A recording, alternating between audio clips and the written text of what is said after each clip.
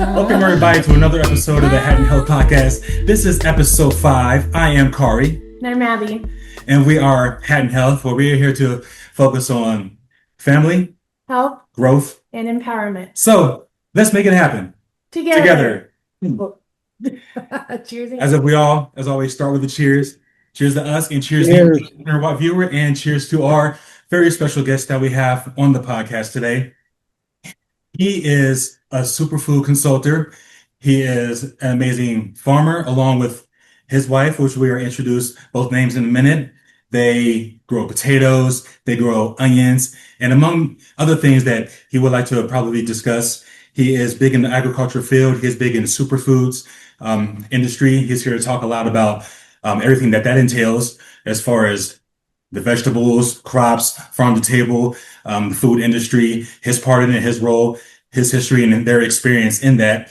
Talk about how we met and things that they have going on, and information that may be valuable to you and anybody you love, or anybody that you know in the food or agriculture industry. And the person and or people that I am talking about, so the reason I say that, because I'm not sure if you have your lovely wife here with you today also, but who I am referring to is Mr. Jeff Bragg, along with his lovely wife, Sandy Bragg. Ladies and gentlemen, Jeff and Sandy Bragg, everybody. Excited to have you guys. Yes, thank you for joining us today. And I want to say Sandy would be with us, but she has been getting ready because we have a road trip, and it's about empowering food for kids down the next generations. Oh, wow. Wow, that's excellent. Do you want to expand on that a little bit? Yeah, and I'll kind of tell you a little bit about my history and why this is so important. I'm going to move my head just out of the way here a little bit. Okay. And then behind me, you will see a picture. I don't know if you can see that picture or not. Oh, we can. Okay, so you were asking about the history of things. This was about probably 12 or 15 years after I started. This is one of my daughter's pictures of our family as potatoes back in Idaho in the late 1980s and early 1990s. Wow. When we were farming big in Idaho. Wow. Well, if anybody wants to know how we connected and how we're able to get this man on our pod today, and the reason why I wanted to talk to him is because back when I was executive chef of a restaurant down in Durango, Colorado, I met Jeff. He came in and he brought us some samples of some potatoes that he was growing that he wanted us to try to use for our French fries, to like a better quality potatoes for the French fries that we were serving. And at the time, I thought the ones we were serving were pretty good. Was hand cutting them from scratch, but we were getting them from Shamrock and Cisco, wholesale distributors, food service distributors, and he had a better product, so he brought us cases of samples, and I was getting a lot of education on potatoes from him. He was telling me so much about them that I had no idea about. We tested some; they were better product. He told me about better ways to fry them that was faster, more efficient, and had a longer shelf life as far as the way we were preparing them. And I learned about just how many different varieties of potatoes that there were out there that I didn't even know about. So, his wife was there with him, and they were just giving me so much information that I was like, okay, I got to stay in contact with them, because whether the restaurant that would buy them or not, I didn't have control over that at the time, but I wanted to know more, and I wanted to stay in contact with him. So we connected through Facebook, and over the years since I've been there, we have stayed in contact. You've shared and liked and followed some of our content, as well as me, following some of your content, which I have been able to get some education on as well. So I started telling Abby about it. Actually, I told her about you since then and been talking about you. Yeah. Like, okay, so we started this pod. We're into food, health and wellness. He's one of the people that I definitely want to speak to and get his information out there, get his knowledge of this field out there to the people. And so that's just a general background from my side of the story as to how we met. And yeah, I wanted to just get into your story and get into your industry. One of the things that I wanted to get into was, first, I noticed that you had a degree in the science of agronomy. Am I saying that right? I started in 1980 as an intern going to the school at the University of Idaho, and I became a consulting agronomist in 1981. Okay. And what exactly is agronomy? Because I never heard of that before. When I found it, I was like, "Oh, this is interesting," and I wanted to see how that connected to your field? Well, it was interesting, and I'll just give you a quick way of how I ended up getting there and getting into teaching. I met Sandy on June 15th of 1979. I was needed a PE credit to go along with my fly fishing class so I could get my PE credits for my degree, and it was in landscape horticulture is what it was going to be in. Okay. I met Sandy, and fast forward to November, a few days before our wedding in Orofino, Idaho. My dad was on one side of me. Her dad was on the other side of me. I was letting them be. I was a gentleman, letting them sign my marriage license. Oh, So I go to Dad. Dad's short. I'm looking over to his left, and he looks over at me like this, and he goes, "Well, son," he says, "now that you're getting married, you're going to need a job." And he said this. He says, and I've got just the thing for you. He says, I just hired a soil scientist and another gentleman to help us with our potato crop. okay. Okay. And so I ended up going down and working for a father and a son soils lab in Idaho in 1980, and ended up working for them. They actually sent me back to school, paid for 2 semesters, and then had me come back. Oh, wow. And so a consulting agronomist, an agronomist is somebody that goes out and looks at the soil and the water through tests and tissue tests and looking at examines plants. I was doing it 3 days a week on each field, and then prescribing the inputs necessary. And I'm doing this now because I've changed a lot in my chemical application world.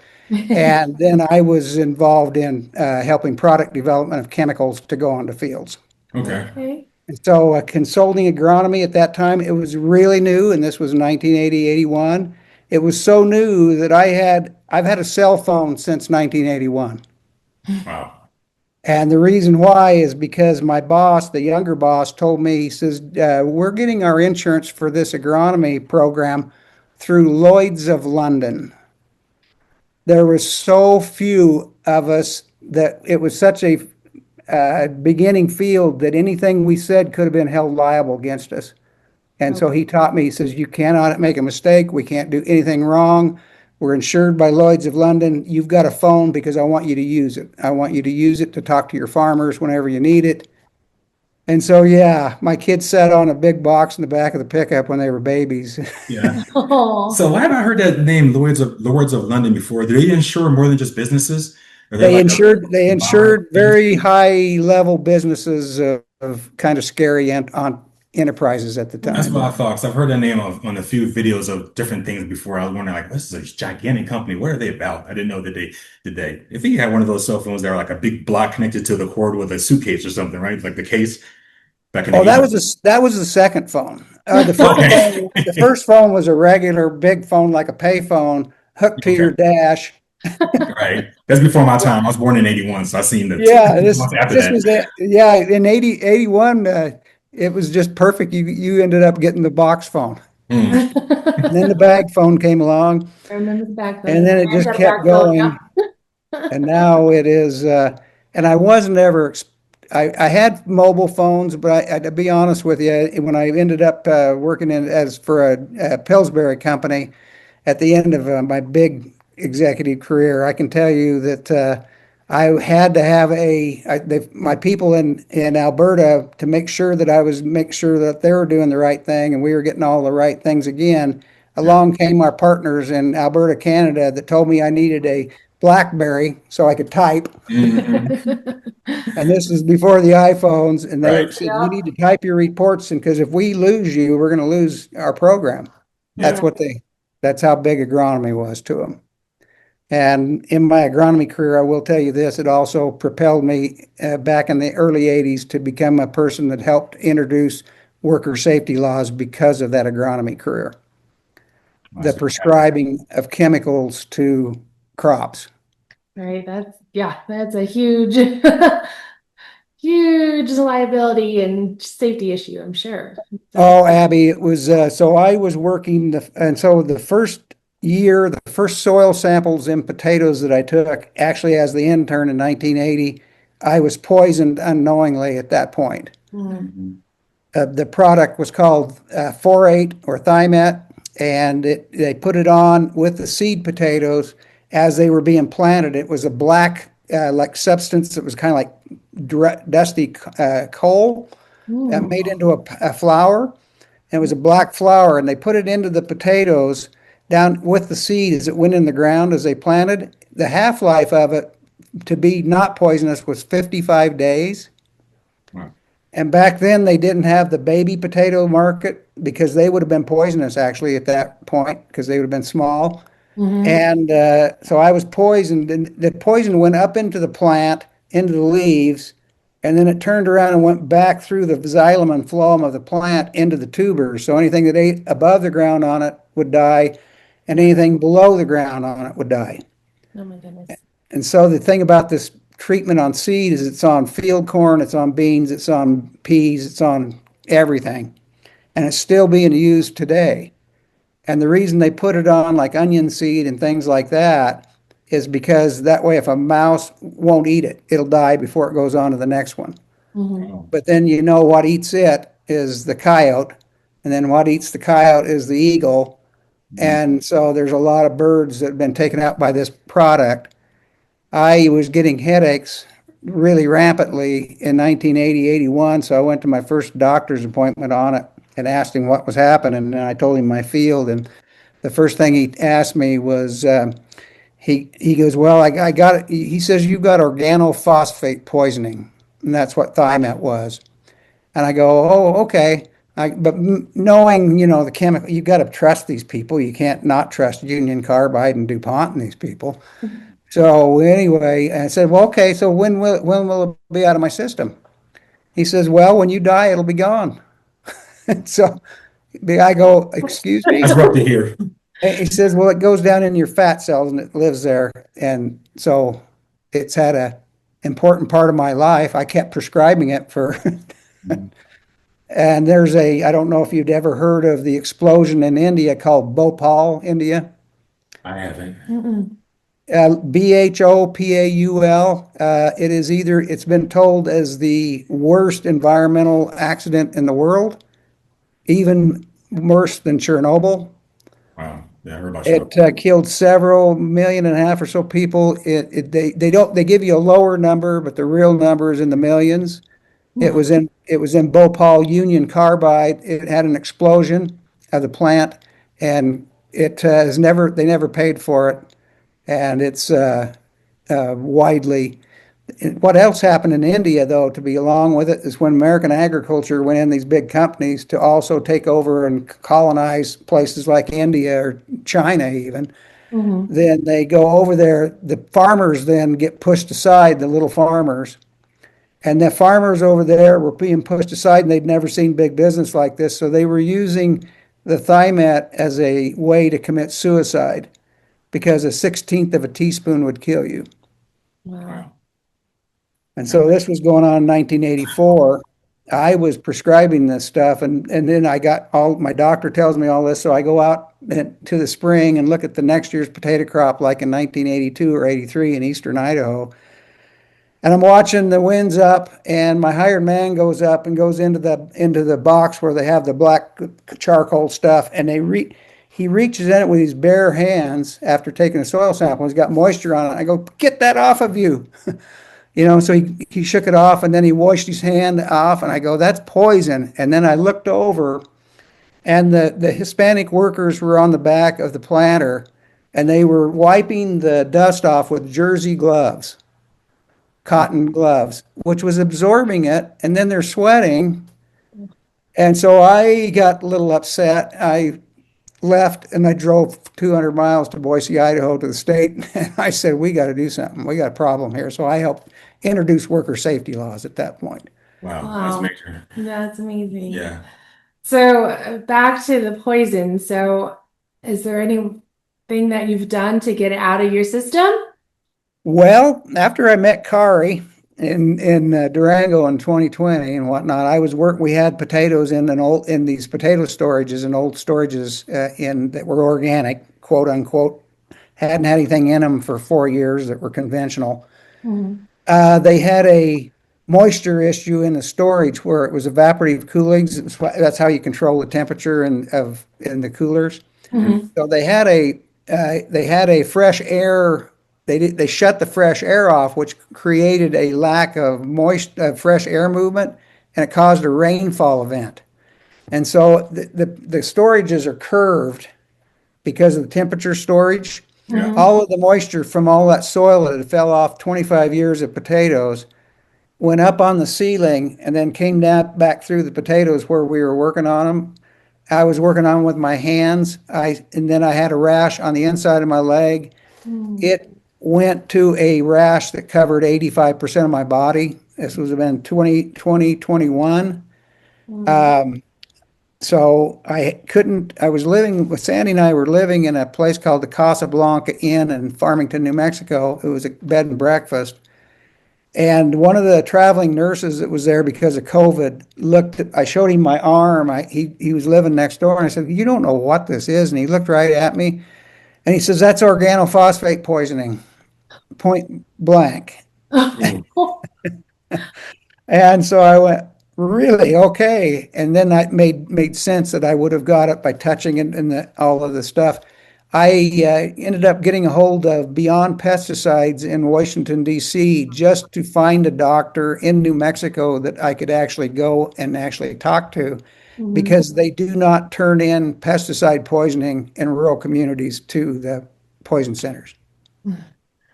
So is that what got you started in growing and harvesting superfoods? And what Well, part classifies of it, something as yes. a superfood? Potatoes are a superfood. Okay, so They it's not. are actually they are actually only one food that you can probably survive on. And you kind of remember the show The Martian where they grew potatoes. Yeah, That method and everything is exactly why I would say that would be the most important thing you could do. Yeah, because yeah, potatoes tend to get a bad rap. People They think yeah, that. got they get a really bad rap, but that's because of the industry. They don't inform, like you talked earlier, Kari, about cooking fries. They don't teach the industry why fries are hard to cook because hmm they don't want people to know. They don't want chefs to know that they're cooking an inferior product by cooking it. You know, the limp brown French fries that you see, that's glucose. yeah. And I don't know if I've shared this with you, Kari, when we met, but I will tell you that the potato industry don't say this. I started in 1980 when I met Sandy as an intern.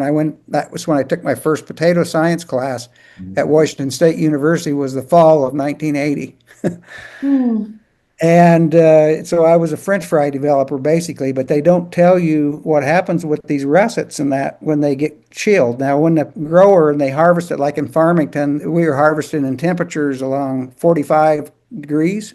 hmm So where the potatoes were 45 degrees, the russet Burbank, famous potato of Idaho, when it falls below 45 degrees as a potato grower, they would not even pay you if it went below 45 degrees because the quality of the fries would have been worthless. Hmm. Yeah. They can go in and freeze them at 45 plus in frozen French fries, but they do not. Once they go under 40, the difference of temperature in a 3 degree drop, what would you expect the glucose to change percentage wise in a 3 degree drop from 45 to 42 degrees? I would guess it wouldn't change that much, but I could be off base with that just assumption. I could really be off base with Well, that because uh, I uh, remember what you told me about how he was holding them at that restaurant, like because we was mass producing them and was cutting yep, them by hand, but was holding them, was pre-cutting them, holding them in cold water, submerged in cold water. Because we know we all seen when we cut potatoes, they start to oxidize and get brown really yep, quickly. So it was holding them in cold water to keep them at temperature and to keep them from drying out because it was going through them so fast. But you were showing me how that those were the recipes that we were using. If we were using the ones that you were presenting to us, we wouldn't have to do that because we was using them so fast and they wouldn't turn brown so quick. We wouldn't have to hold them in the cold water. And you also showed me how the the starch that was coming out of them into the water, how that wasn't always necessarily a good thing. Like we need to keep yeah, some of that starch in there because that wasn't always a bad thing to have the starch in the potatoes, the way they fried, the way we used yours when we sampled them, they fried faster and they kept the healthy components in there with fresh oil, of course. yeah. But yeah, what was the percentage though that it would drop? They would drop 200 to 400% an Wow. increase in. Opposite of the schedule. Like end of the spectrum was my guess. So 3 degrees, yes. Okay. And then basically what you have to do, they show you to trick the potato to make the fresh cut fries. You blanch them, and then you put them in the cold water. Actually, well, the reason they do that is it converts the sugars to a different form of glucose. Mhm. Right, that's what we're doing. We're blanching them for like a couple minutes and then putting them back in the cold. And then we're not, yeah, keep them holding them cold on the line. So when it's time to cook them per order, it'll only take like 2 or 3 minutes, well, 5 minutes to fry, which was fine. But then we did that with yours. They fried faster and the quality held better once they were cooked. So then you broke down the science of that, why that was possible with yours. That was really amazing. Then the superfood part of it is because we use a yellow flesh potato to do it Mhm. because that's full of carotenoids, which is the word carrot where carrot comes from, and lutein, Hmm. eye health, and so outside of the United States, yellow flesh potatoes are the norm. Okay. In the United States, white flesh is the only norm. In fact, they will not even research anything but white flesh. Why do you think that is? Power and control of intellectual property rights. Yeah. And just so you know, I'm going to just tell you right now that the big company that started frozen French fries in the first place is now wanting everybody to switch over to a genetically modified potato. Is it That the because it's cheaper breeder, for them, or does it save them money, or is it because they're able to acquire more land, or why is that? well, they actually, because they own all of the stock, the seed, just like what Bayer does with the corn seed for the people in the United States. Okay. Uh-huh. That's why they didn't get rid of glyphosate, is because Bayer is at 85 or 86% of all the seed in the world. Right. And but this big company out of Idaho has actually put in a potato that the breeder called me on in 2017 and told me it was harmful to consumers and harmful to people. He's told the administration they don't like it, and he said went into hiding, and he's been in hiding since 2017. Wow, it's that serious. Yeah, he wrote a book called Pandora's Potato, Okay. and he was a Monsanto breeder before, and he said it's the worst thing that happened to mankind. And then he calls me and goes into hiding. Oh. You're like, thanks. Yeah, and so they actually want a potato that won't bruise. So the advertising on it was a professional boxer just kicking it Oh, wow. and then making French fries. Wow. So I saw, so I was seeing some things on your website that I didn't see before, and I was without going into like long hours of research that I was late at night going to do, I want to ask you directly, what is the difference between like biostimulants, micronutrients, and the soil conditioners and the root enhancers that you have on your site? Does it look like they were in powder form or the dirt form? Yeah, I don't know anything about those. So you mind breaking those down? Well, the way it came about, Kari, is because of there's a product, and you guys can look this one up too. It's called metam sodium. Metham Mhm. Uh, sodium? it's actually it's a pro, and the trade name is called Vapam, VAPAM. Um, I was the person that, as a product developer and a consulting agronomist, I helped put the product in through the center pivot irrigation systems, and it's a general biocide. So when it goes into the water system and goes into the soil, it kills everything in it, the weeds, the bacteria, the fungi, everything beneficial, non-bact, everything. The growers in the United States, particularly in the West with irrigation, have been using that product to the point where it's been called the number one cancer causing agent in the United States, in the Western U.S. Killed 100 miles of Sacramento River when it spilled a tanker load of it back in the 90s. Hmm. That is on. So basically, when you're asking me about biostimulants and that, the reason there is biostimulants in that is because these big companies have sterilized our soil to where we have no life. And so now we have to get the biome back to life again, the soil biome. Sandy and I call our program Soil to Belly because it's that soil biome at the 6 to 8 inch level that has all the activity going on. It's the same as in your stomach. All of our health begins in our stomach. Yeah. Right? Microbiome. Yep, that's the same Yep. thing. All of it. Be trying to restore the natural order of how we're supposed to consume the things that come from the earth without it being tampered with. Get the And so nutrients now back. you have the big boys now making money on the soils they kill because they've killed them all. Right. And so starting in 2015, when Sandy and I we left Big Ag in 2013 and went into our organic projects. Basically, everything was the soils had been killed. They started approaching us because they knew that we did product development in Big Ag before this, and say they wanted to make sure their product worked. So I've had 5 or 6 companies come to us to show us their new products for biology. So Mhm. that's why you're seeing all that in the shelves. That's why you're hearing about regenerative agriculture. Yep. That's all happening because of killing everything.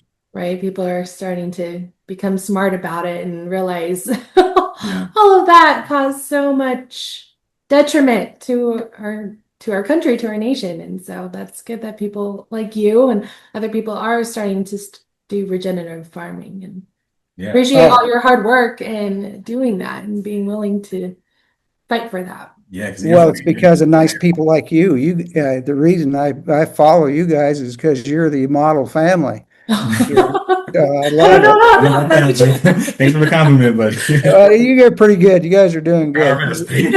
Sandy and I raised 3 beautiful daughters, and we're proud of them to no end. So we just stay after it because we know there's our grandkids and your kids and everybody else's kids that need to be helped. And Yep. here's an interesting fact about that stuff that was put on that I was telling you about earlier. It was like coal. Hmm. That stuff, the people that use it, and when you've been poisoned by it, actually gives you you're prone to have diabetes. Okay. And so a lot of the workers and stuff, the workforce, that's a lot of the reason they're already not immune to these substances. Do you know the correlation why that specifically causes diabetes? You know? I don't, but I do know that in all the nations, it's India, China, Mexico, you name it. The populations are high, very high in diabetes. In fact, down here in New Mexico, there's been reports of 55% or so Interesting. in some of the tribes. Wonder if somehow it's triggering their insulin resistance or Mm. something.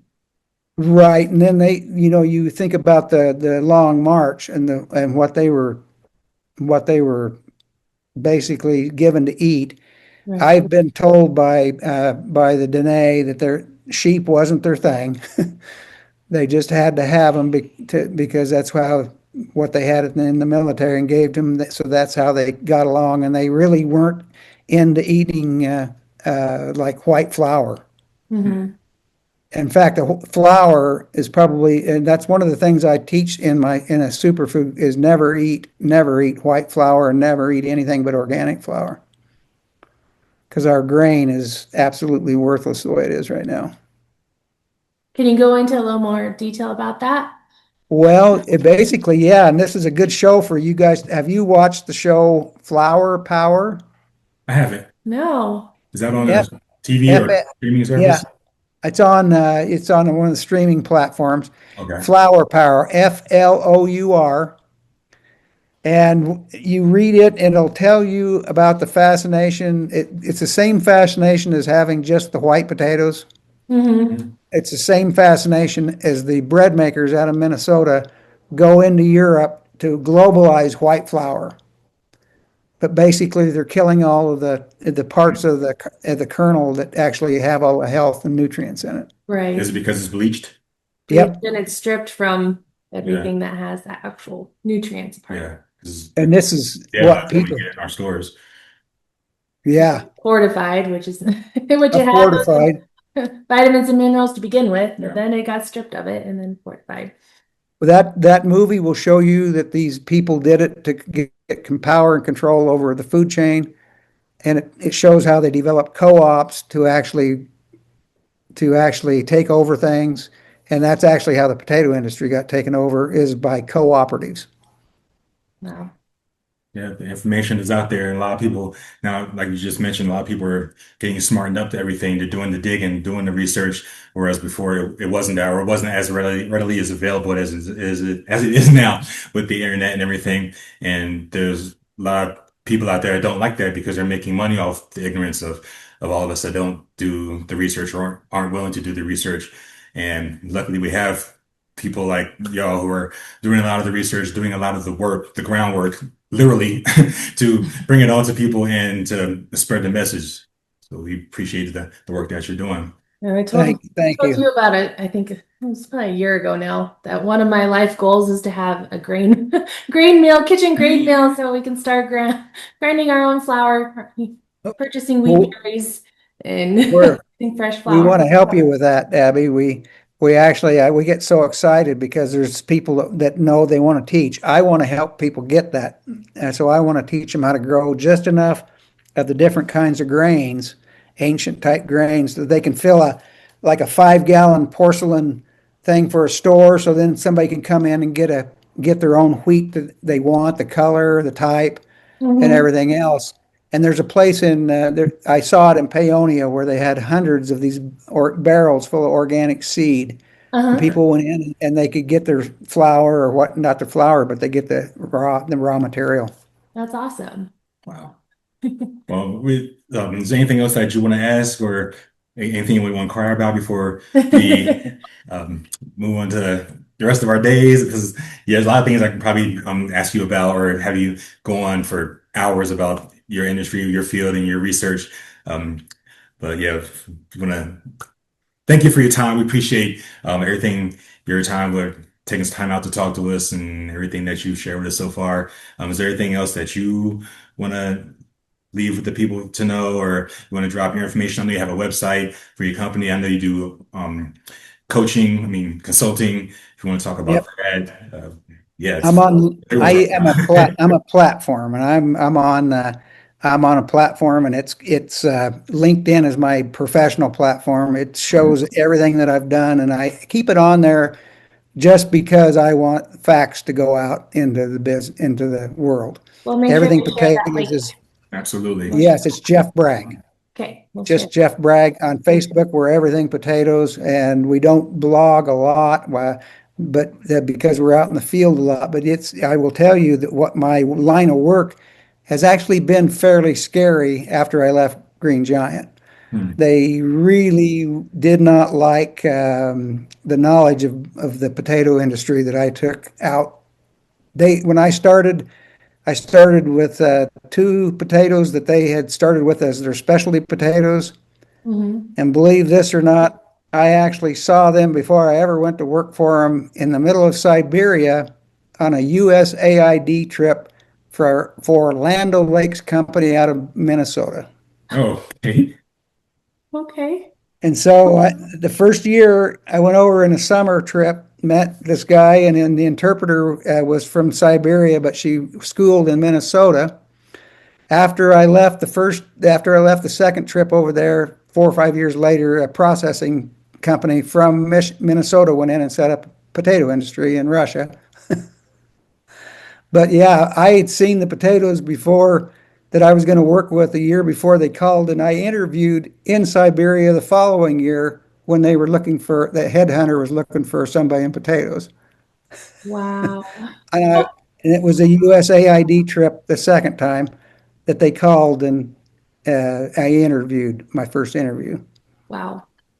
You've had quite the life, and we could spend hours talking to you about it. And I want to talk to you more about it. You're privy to Well, I things that want to most talk people to would probably never know or It's experience. like this Yeah, needs to be a multi-part. most Well, definitely. I'm going to leave it at this with Kari, so he knows this. Kari, you know that deal about the oxidation of the potatoes?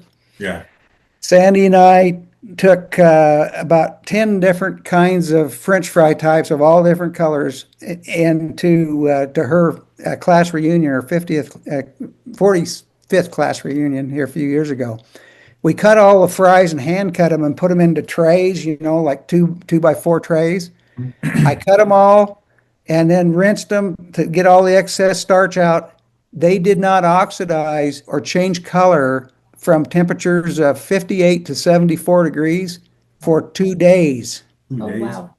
2 days, and I have the pictures. So you, my friend, the chef, you would probably love to have this information. Yeah. It blew me Awesome. away. Wow, that's amazing. Jeff, one more question for you. What are one or two things that you would love young parents or families in the US to know about potatoes, flour, or anything like that? Like, what are two recommendations that you have for them? Know your farmer and know their seeds, because it's the seed. Seed is everything. Hmm. Without seed, we have nothing. Right. And so we are actually teaching people to actually own their own seed. I think that is an amazing point to end this one. Yes. Awesome. It's wonderful, you folks. You are amazing what you're doing. Thank you for this Thank you so opportunity. much. So You are you. too. And we'll definitely be in touch and get to pick your brain some more. Absolutely. Love it. You're the type of people that I want to give the information to. Oh, thank Thank you. you. Appreciate Well, that. we're all You're here for welcome. each other. Thank you. With that, well, thank you for your time. Thank you for joining us. And cheers to you. Cheers. Cheers. And like we Have always a say at great the end of day. every show, we are at Hatten Health, where we are focused on family, Health empowerment. and growth. Just make this Cheers. happen. Together. Love it. Thank you. Thank you. Da, da, da. Why?